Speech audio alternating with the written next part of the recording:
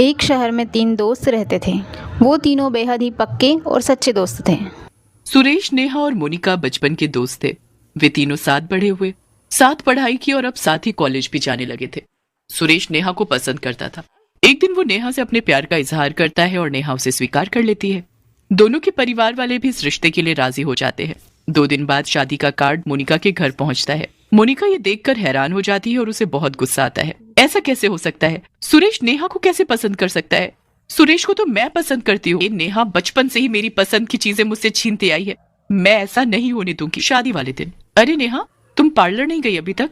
तैयार कब होगी? हाँ, बस निकल रही हूँ थोड़ी देर में। बस सामान इकट्ठा कर रही थी, साथ ले जाने वाला। अरे ये सब छोड़ो और चलो, मैं तुम्हें एक अच्छे से पार्लर में ले चलती हूँ। तुम एकदम परी लगोगी आज शादी में, देखना। मोनिका नेहा को पार्लर का बोलकर एक सुनसान गली में ले जाती है। अरे ये कहाँ ले आई हो तुम मुझे? यहाँ तो कोई पार्लर क्या कुछ भी नहीं दिख रहा। ओहो, तुम चलो तो सही। तभी मोनिका एक पुराने से खंडहर में नेहा को ले जाती है, जहाँ एक तांत्रिक बैठा होता है।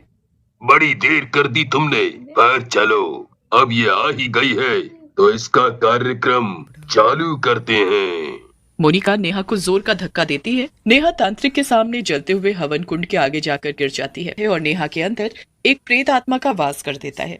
नेहा एकदम बेहोश पड़ जाती है। फिर जब उसे होश आता है तो ये मेरा शरीर नहीं है, मुझे मेरे शरीर में जाना है। इधर शादी की रात को मंडप पर सुरेश नेहा का इंतजार कर रहा था।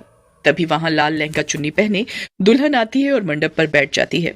शादी की रस्में शुरू हो जाती हैं और अब समय था सिंदूर लगाने का। जब सुरेश सिंदूर लगाने के लिए नेहा का दुपट्टा उठाता है तो वो हैरान रह जाता है। मोनिका, तुम यहाँ क्या कर रही हो? यहाँ तो नेहा को होना चाहिए था, तुम यहाँ कैसे? क्या मतलब मैं यहाँ कैसे? मैं तुमसे प्यार करती हूँ और तुम्हारी शादी तो मुझसे ही होनी चाहिए थी, इसलिए मैं यहाँ पर हूँ। पूरे हॉल में शांति छा जाती है। पर सुरेश की माँ, जो कि थोड़ी बीमार थी, उन्होंने बोला, बेटा शादी हो गई है, अब तुम्हें इसे मंजूर करना ही पड़ेगा। अब जो हो गया सो हो गया, अब तुम्हारी पत्नी मोनिका ही है। उसी रात को जब मोनिका और सुरेश अपने कमरे में आराम कर रहे होते हैं, तभी वहां पर चुड़ैल आती है। चुड़ैल मोनिका के पास जाकर उसके पैरों को छूने लगती है। तभी मोनिका बहुत तेज चिल्लाती है, अब पता नहीं ये कौन सा नया ड्रामा है इसका। चालबाज औरत। तभी चुड़ैल मोनिका के बेड के नीचे से होते हुए उसकी चद्दर में घुस जाती है और मोनिका का गला दबाने लगती है। मोनिका फिर बहुत तेज चिल्लाती है। तब सुरेश मोनिका पर गुस्सा करता है, मेरी जिंदगी तो तुमने वैसे ही बर्बाद कर दी है, अब मुझे तुम चैन से सोने दोगी कि नहीं? तभी चुड़ैल वहां से चली जाती है। मोनिका समझ गई थी कि ये नेहा ही है जो उससे बदला लेने आई है।